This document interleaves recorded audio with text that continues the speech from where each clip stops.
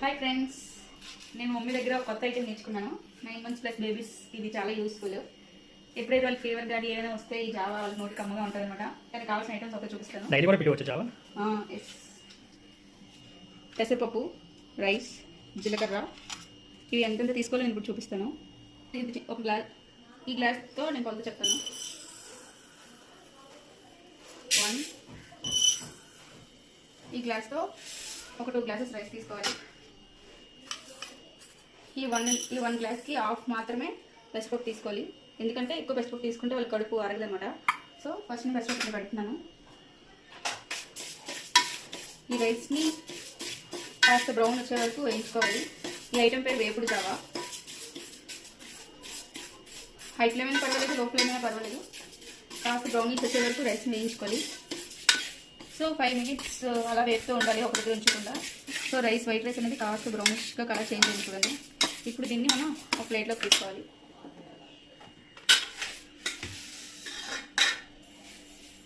ఈ చల్లారే వరకు మనం నెక్స్ట్ ఐటమ్ వేసేసుకున్నాం. పెసరపప్పు హాఫ్ గ్లాస్ తీసుకున్నాను.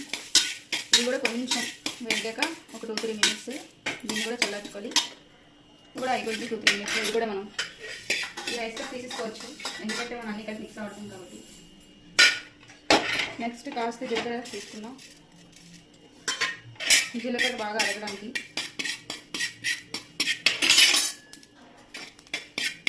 చిన్న 1 minute తీసేయాలి. ఫైనల్గా 3 ఫ్యాన్ కింద కాస్త చల్లార్చుకోవాలి, మిక్సీ పట్టాలి, పౌడర్ లాగా చేసుకోవాలన్నమాట. సో ఫ్యాన్ కింద చల్లార్చింది. ఇప్పుడు దీన్ని మనం మిక్సీ దగ్గర వేసుకుందాం.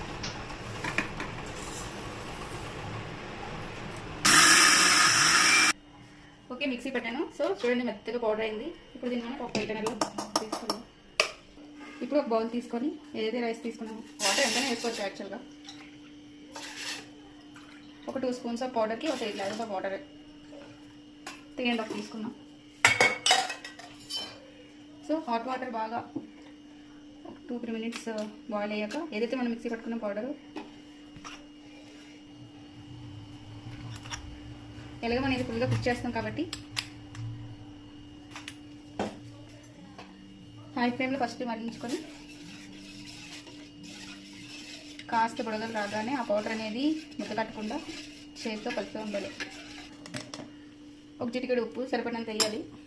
కాస్త కుక్ అయ్యాక మనకు ఒక ఐడియా వస్తుంది, ఉప్పు సరిపోయింది లేదు. ఉప్పు సరిపోతే చూసుకోవాలి. 1 year ప్లస్ బేబీ అయితే సాల్ట్ యూజ్ చేయండి, లేదంటే చాలా చిన్నది యూజ్ చేయండి. ఇలా బుడగలు రాగానే లో ఫ్లేమ్లో ఇంకా కంప్లీట్గా థిక్నెస్ వచ్చే వరకు లో ఫ్లేమ్లోనే ఉడికించుకోవాలి, హై ఫ్లేమ్ పెట్టకూడదు. ఇంకా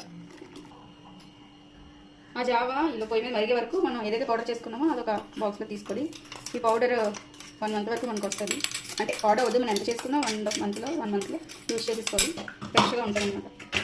సో ఫైనల్గా ఇది మన వేపుడు జావా పౌడర్ నేను పెట్టుకుంటున్నాను. అండ్ ఇంక ఇది చూస్తే చారు పొడి, ఇది కూడా రెడీమేడ్, మా మమ్మీ చేసి ఇచ్చారు. ఇది కూడా ఎలా చేయాలో నేర్చుకొని చూపిస్తాను. అండ్ ఇది అటుకుల పొడి, ఇది కూడా ఈ అటుకుల పౌడర్ కూడా ఎలా చేయాలో తెలుసుకొని, ఇది కూడా చాలా యూస్ఫుల్, హెల్దీ ఆల్సో. ఇది కూడా నేర్పిస్తాను, నేను ఫస్ట్ నేర్చుకోండి.